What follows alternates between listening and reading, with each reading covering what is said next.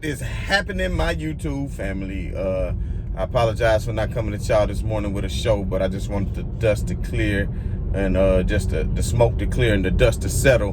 The NBA trade line that we all know just passed here just a few moments ago. So just want to come at you all with my thoughts on all the things that happened today as we came up on the trade deadline. There were a lot of moves made by several teams.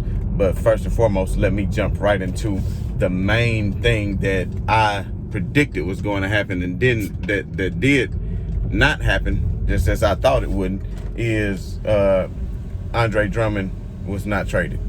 So with Andre Drummond not being traded, that means he is going to hit the buyout market, because there's no way that the Cleveland Cavaliers are going to pay him the remainder of his salary for the year. So they're going to negotiate something, probably pay him a half to 3/4 of his salary for the year, and go ahead of half to 3/4 of what they owe him, and go ahead and let him go.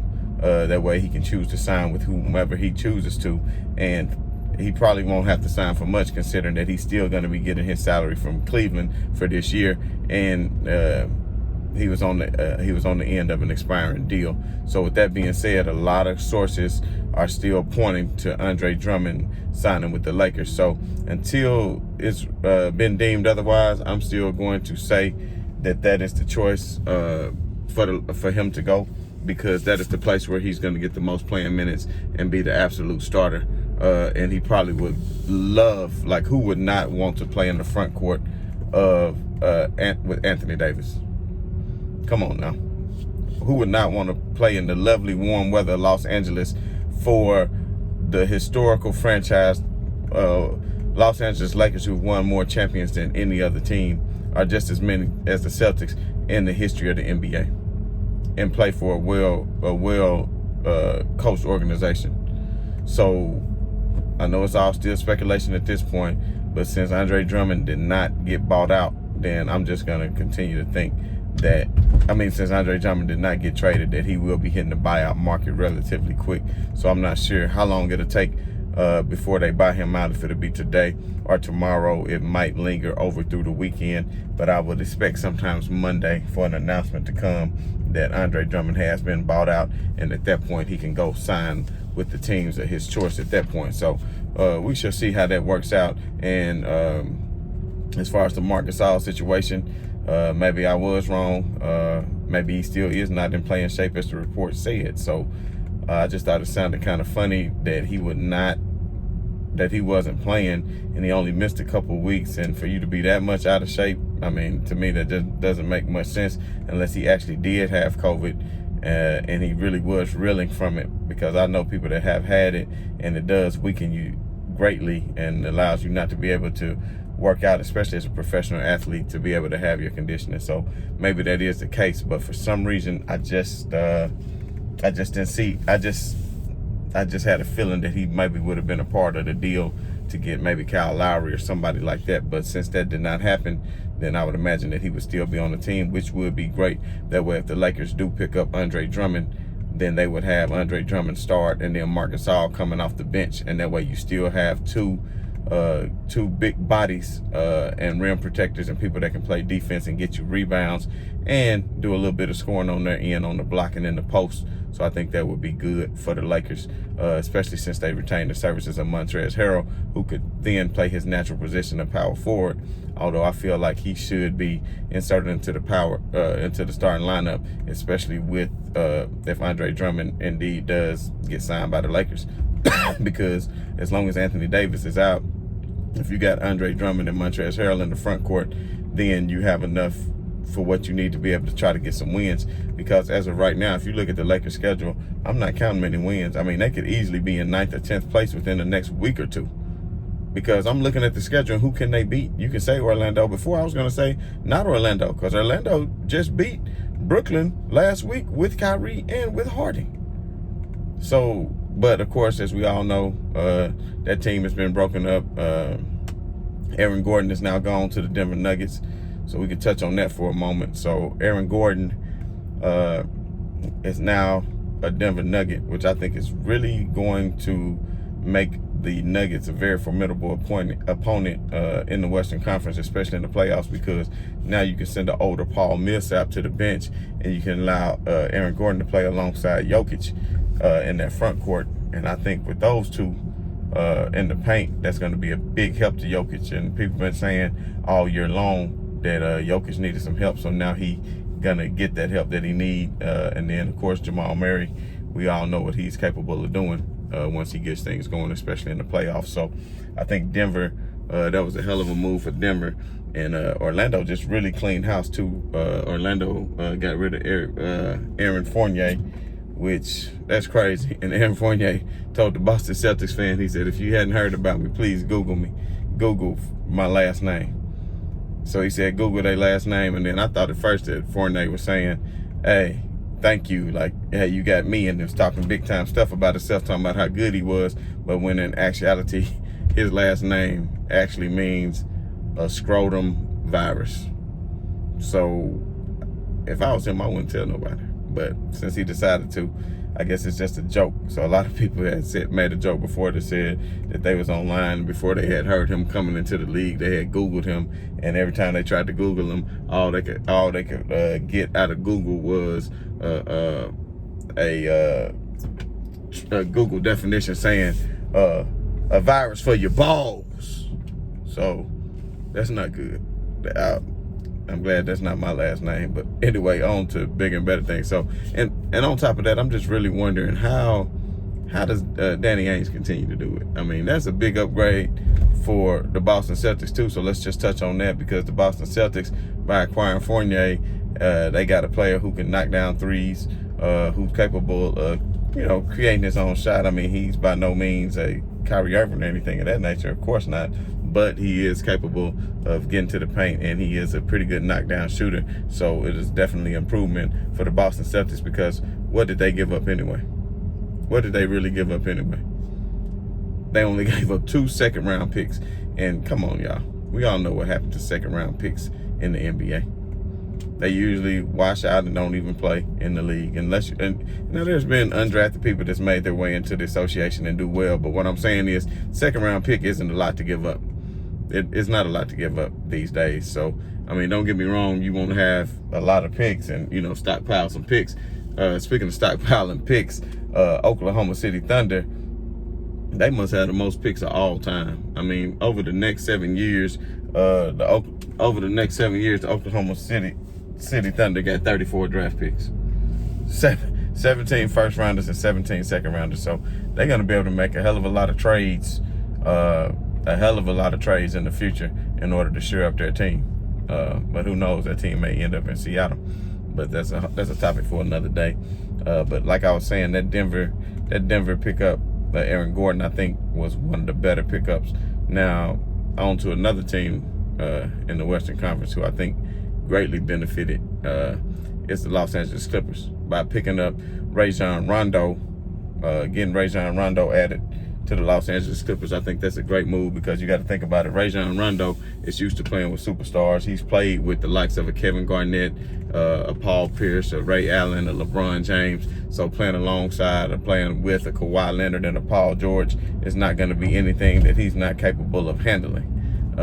That's something that he's going to easily be capable of handling. And that's going to be a great thing for the Clippers organization, because they actually do need some leadership at the point guard position. And even if he's coming off the bench, he's going to play that same role as he did with the Lakers, be able to get you clutch points when you need it, be able to get others involved when you need them to. But one thing I will say, I just want to know how well he will mesh with the locker room, because I'm telling you, Paul George has said some things and done some things before that rub people the wrong way, including the Montrezl Harrell and others when he addressed the team. So I'm going to tell you right now, Rajon Rondo is a born leader. He's a leader of men, and he ain't no punk. He ain't no punk. So Rajon Rondo is going to definitely, I think, even though you losing Lemon Pepper Lou, I think it's still going to be a big, and for those of you who didn't know, Atlanta Hawks traded Lemon Pepper Lou, traded Rajon Rondo to the Clippers for Sweet Lou Williams. So to me, You could say it's a slight upgrade for the Clippers because Rajon definitely still know how to play defense. He's actually become a better three-point shooter. Is he a good shooter as Lou Williams? No. Can he make as many shots and get hot and turn up as far as the points as Lou Williams? No. But does he bring leadership? Yes. Will he be off at the strip club eating chicken wings? No.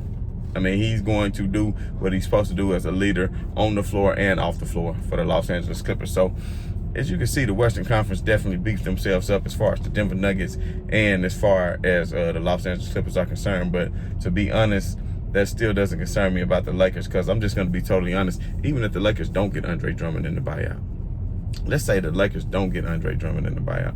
If LeBron James can come back by April the 15th or April the 20th, which would put it right at a month, they probably would be behind. They probably would be in the 9th or 10th spot, to be honest, unless they can just pull out some of these games at Orlando. They're not going to beat Philly. They're not going to beat the Clippers. They may can beat Toronto. Some of these games, but at the end of the day, I see their record is only winning maybe 2 or 3 games, because unless they can figure out some kind of continuity with what they have right now. Now, if they add Andre Drummond, that may be different, because that gives them somebody in the paint. And that's how they lost these past few games, because look who they were starting. Kakak? I mean, they hadn't had anybody starting at the center position. But maybe Marc Gasol can beef up his minutes with LeBron James being out and Anthony Davis being out, to where they can string together maybe a few games. But the point I'm trying to make is, as long as the Lakers are in that 9th or 10th spot of that play-in round, and they get back a fully healthy LeBron James and a fully healthy Anthony Davis, with the currently constructed roster of Schroeder, KCP, Caruso, Montrez and company, then they still have a shot to win the NBA Finals. And most definitely, I would still pick them to come out of the West. I will say this, though. With the addition of Aaron Gordon, Denver is going to give the Clippers some fits if they meet up in the playoffs. That's going to definitely give them some fits. And then I know I kind of touched on the Eastern Conference too for a second with the Boston Celtics, getting Fournier and everything. So I touched on that for a moment too. But let's not forget the Chicago Bulls. So Orlando pretty much dealt their whole team away just to get in order to get ready for rebuild mode. But let's not forget about the Chicago Bulls picking up Vujovic from whatever, y'all know what I'm trying to say, from Orlando Magic. Let's not forget that, because he is an excellent knockdown shooter too.